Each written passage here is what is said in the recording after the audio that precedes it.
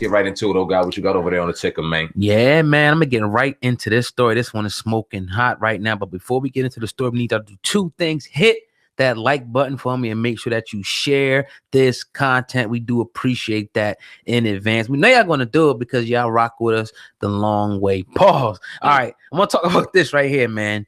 The Game, right? The Game has 48 hours to settle his sexual assault lawsuit or face arrest. And man, I'm gonna ask you about this in a second. Now, we reported the other day that The Game, he did get a judgment. He lost the judgment for $7 million.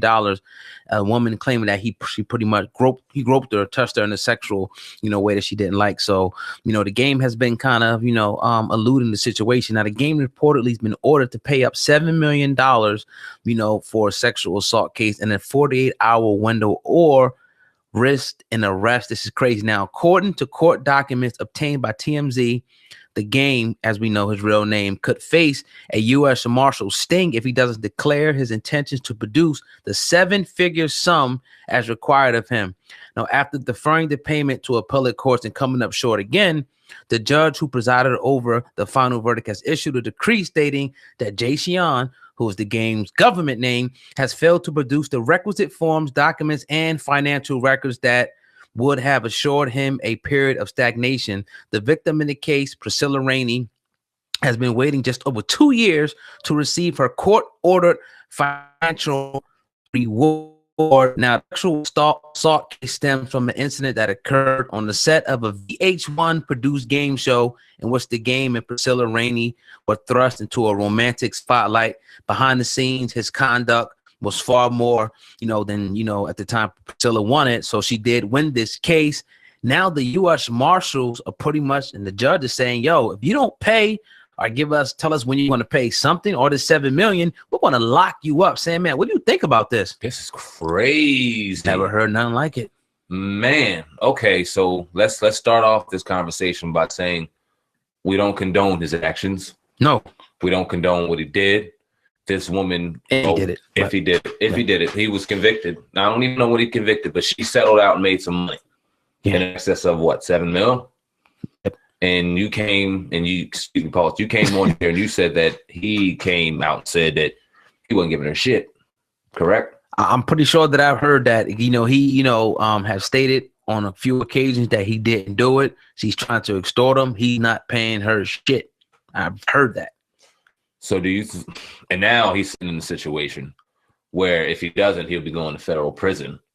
That's what they're saying. Because the marshals are coming. So is it a situation bully where did that statement right there get him in trouble? Because you heard it. So obviously millions of other people heard it, whether it's retracted, whether he deleted it, no matter that what. Along with probably his defiance and not, in the document, it pretty much said that, he's not been, compliant on what they're asking for, whatever, how you're going to pay it, this, that. So you're not compliant with the court. They can obviously, as you know, put a bench warrant out. They can do whatever they want to do. This is, to me, is crazy because it's a debt. So I don't agree with throwing people in jail for debt. I think that's crazy. Why not take his call? Why not take his jail assets? You gonna throw him in prison? You pretty much force him. Damn, they're like putting a gun to his head. It's for ransom because he's gonna have to bail out. Can't put a brother on a pay plan. He don't want to pay a pay plan, and like God. Also, okay, how does this situation? How long has this situation been going on? This is back from I think 2 or 3 years ago. Okay, this situation, so it's been ongoing. She's been trying to collect for at least the past 2 years, according to the article here from Hot New Hip Hop. And, he hasn't, came up with anything. Let's play this devil advocate real quick, God, because she's been waiting some time. Whether we think it's right or wrong, whether we think the number is too harsh or too less, who knows? Well, that's not up for us to debate. But it has been banged. The gavel was banged that he has to owe her some money. He owes her some bread. So big money. What's right and wrong in this situation? Is he right? Is she right? What's the right and wrong in this? That's a lot of money, I think, for sexual assault. I mean, I wasn't there. I don't know what happened. Your opinion, he ain't paid nothing though. What's right and what's wrong? I mean, what's right and what's wrong? I mean, first it's wrong. It would have been wrong for him to have touched her in a way that was inappropriate, but also it would be wrong if she was just trying to lie to make the money. Get the money from him. Now, obviously, if you have a judgment against you, at some point you're going to have to pay up. Are they going to start attaching things, get liens and whatnot? So she's going to any length it takes to get the money. Now the judge is stepping in. I think that he better, I don't know what he could do at this point. I'm sure his legal team is going to try to step in and intervene. But once the judge pretty much puts his foot down, we see with Meek Mill, it is what it is. What do you see happening out of this? Do you see him chalking up some money? Because, he's been quiet about it. He jumps on social media every now and again. The game's been relatively quiet the last couple of months. Ain't nothing wrong with that. Stay in your bag, stay in your lane. You know what I mean? But what do you see? Do you see him paying up? Do you see him going to jail? I don't know. In my opinion, I think he's going to pay some money. Definitely. I think his lawyers are on this right now and advising him to or making some options available to him to make sure that he gets in the right situation so that he doesn't see jail time, because I don't think anyone in his camp and his family wants to see even jail attached to his name right now. So something's going to give, but I don't know if it'll be in excess of $7 million. Do you think that is just? Do you think that this is fair for them to be throwing him in threatening jail? Like, yo, if you don't bring this money down here in 48 hours, we're going to lock you up because of a debt. Not that he physically hurt anybody. Now, if it was a sexual assault, that could be, mentally, it could be a very bad thing. I'm not trying to discount that at all, but we don't even know if this really even happened. $7 million is a lot of money, a lot of money, a lot. I don't even for him. How do you feel about that though? Like, I'm very hard pressed to go on here and sit behind this microphone and talk about any man going to jail outside of you murdering a woman, murdering anybody, raping a woman, or doing anything to a child. Outside anything, undisputable evidence toward anything like that, I'm really hard pressed to say any man deserves to go to jail, especially when it comes to owning money, especially when you see a brother with cars, when you see a brother with homes.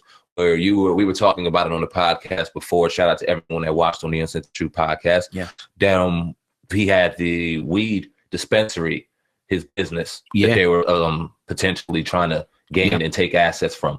Now you go from taking it from there to arresting him. We were kind of like, damn, that's a lot of money, but neither one of us kind of said that was wrong. We said it may have been a lot, damn, woof, but never said that was wrong. We both kind of agree that this is crazy. Yeah, I think it's definitely crazy, and I think it might be against the Constitution. I don't know. I never heard about nothing like that. I used to hear people saying, no, you can't lock people up, for debt and all that, but they still do because they do it for child support. Too. All day long. Yeah, so that's that's another topic on another day. We can get into that, but I do see him, chalking up the money at this point, because if you got it coming in like that, you might as well just get it over with. You know what I mean? Because but then again, he may just be stubborn and say, "Fuck it, I'm not paying." We'll see, and we'll definitely keep you updated right here on the Uncensored Truth podcast when it comes to, man. Absolutely. Yes, sir. But you're listening, like Brother Sandman said, to the Uncensored Truth podcast. This your brother Old God and Sandman sitting across from me. You want to encourage everybody listening, as usual, to hit that like button and make sure that you share this content. Let's talk about this, Sandman. Now, Kodak Black, went on Instagram today, and I think somebody in the comment section asked him, maybe had alluded to 6ix9ine. He never said 6ix9ine's name, so we're not even going to bother, playing that audio because we're not going to speculate like that. But 6ix9ine, went up, and I'll put it right there on the screen. Y'all can see. He said, "Kodak Black, suck my blank." As y'all can see, on the screen. And he dropped the video. I'm gonna play the video, then I'm gonna get your thoughts on 6ix9ine and Kodak Black supposed alleged beef.